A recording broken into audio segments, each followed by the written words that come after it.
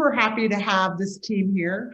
I'm very, very fortunate that I actually work directly with this team in Montrose. It's Team Valerie Meyers. It consists of 3 very powerful women. And when I spoke to them originally about coming on to this, what I would now call a kind of a show, it was really interesting to listen to all 3 of them talk about the partnership and how they have built this business together and the support that they hold for each other in a very, very unique way. Valerie started this business 19 years ago. She was a Coldwell Banker agent and has always been blue for her whole life in this business. She started out as a single mom with a child and decided it was time to build and embark on her business, and really started out driving that home as a real estate agent way back when. Through the years, she grew her business, eventually brought in a buyer's agent. I'm realizing that her business could grow, and it did, another 30%. And also learned the trials and tribulations of talent and whether or not that was the perfect match. And to this day now has, in the last 2.5 years, created this very, very powerful team of 3 women. And I'm very excited to say that their business continues to be very strong. They rank in the top 5 within the Montrose market. They are always consistently #1 in this office. And I want them to share a little bit about their story, because I believe that building teams is something that people aspire to. But I will tell you, you have to make a commitment like this team does to build a team. And it requires a strong leader, which Val is amazing at, and also a great impactful and committed team that wants to build that business with you. So ladies, I'm so glad that you're here, making that happen and joining us. So I can't see everybody, but I think I can now. So I think I'm going to start out with some questions for the team. And Val, it's really for you to start the conversation. But my question to you is, how did you build this team? Well, when I first started out, when I was really, really busy, and I thought I needed help on my team. So I hired an assistant, and it was really important to me that I chose the right person that would fit with me. And I took time researching that person. When I found that person, I was super committed to, like, this person is going to need, and it was a gal, she's going to need a job and she's going to depend upon me. So I wanted to make sure I had enough business that I would never have to let her go, and that I would be strong enough to maintain her salary. And so when I committed to that, I thought that it was going to alleviate a little bit of my work, but in fact, it grew my business more than 30%. I think it was like 35%. And it just allowed me, and it was just so freeing, but it made me busier. So then I decided I need a buyer's agent, and I brought on a buyer's agent, which she did really, really, really well. And in fact, was too busy. She quit. She said, after a year, she said, I couldn't do it anymore. It was just too much for me. And every single person that I've ever brought on my team really has only been 2 other people besides the team members that I have now. Those were like life commitments for me. And I don't feel like all of the people on my team right now, Kate, Makura, my husband who does signs, my son who does signs, they're kind of in the background. They're like lifers for me. And they were all brought to me by God. And even the first 2 team members that I had for 3.5 years and a year, those ladies were super instrumental in my growth. And there have been no mistakes on my team. And I know that it's like God organically brought both of those ladies onto my team. And same thing for Kate and Makura. It's like, I'm just so blessed. I have no interest in growing my team any further, besides my youngest, who's 17, getting his real estate license so he can help out and work with buyers. And he's a great natural salesperson. But other than that, I have no interest. It's important to me to be close to my team members, and I don't personally want to grow it any bigger than I have it, because it's important to me to give to my team and be there for my team members. And I think when I interviewed the three of you originally, the piece that really stood out for me was Valerie's commitment to the individuals. By the way, kind of subtly on the side, Kate is now actually going to be a daughter-in-law. So this is a very tightly knit family affair. And I would tell you, when you talk to Makura, her feedback is that she feels like this is my family and this is where I want to be. And my growth has been substantial because Val's been really instrumental in holding me accountable to grow in this business. So it's, for when I listen to the team, I feel really like a lot of support for each other in a big way. Hey, Kate, talk to me about the relationship between each of you together as a team of women. Yeah. So as you said previously, I am actually engaged to Valerie's oldest son. And to kind of give you like the base of our relationship, Valerie has known me and Makura since we were young professionals, because Montrose is not that big of a community. And especially when you're born and raised there, people know who you are, they know who your family are. So Valerie had actually asked me twice before to come work for her. Once when I was 18, another time I was about 21, 22, and I had turned down both of her offers because real estate wasn't in my heart. Like it wasn't for me. And then fast forward to a more current time, somehow I ended up dating her son, and then the pandemic hit. And it's like, I was laid off, the position that I'm currently in had become open. And I think for everyone else, it was like, oh, that's a no-brainer. You would work for your boyfriend's mom. I am going to be the first person to tell you, never mix personal with professional, ever. Do not do it. They don't work. It cannot happen. And then Valerie came into my life and completely changed my opinion on that, just due to the quality of person that she is.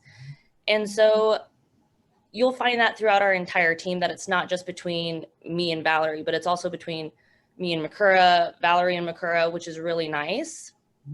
And what I mean by that is that there's a high level of respect, communication, maturity, and loyalty that's in our team, which allows us to work together so well. So if Valerie had asked me to do something like a favor in my personal life and I said no, she respects that boundary and it doesn't cross over into our professional relationship and vice versa, which can be really hard to find in situations like this. But it also allows, I mean, Valerie handpicked us. She single-handedly picked an all-women's team that not only are we all women, but we're alpha females. We have diverse personalities and interests. Someone could look at this on the outside and be like, this is a concoction to explode. This is not going to work.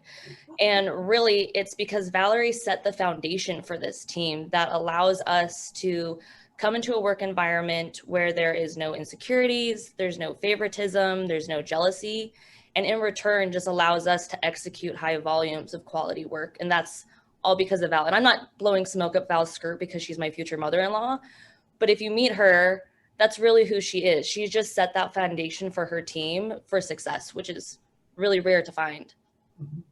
Well, and just to validate, this is also a remote team. So Kate's not working out of the Montrose office anymore. She's actually still in Nebraska, am I right? I'm in Fort Riley, Kansas. Kansas. So again, they've managed to make this team work over the remote aspect of business too. And Kate is strong on social media supporting the team while Makura is on the buying side. So Makura, question for you. When it gets to be between three women and there are hard conversations or hard talk, how does this team, how do you manage that between the three of you? Well, I mean, I feel like we're all open to having that conversation, and you have to get constructive criticism to grow.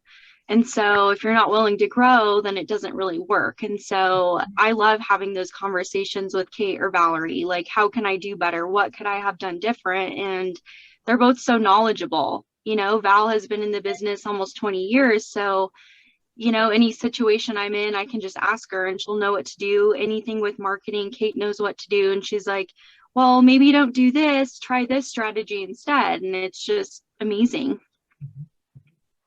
And Val, for each of you, what is one tip that you would share about being in this team that's important to making it work?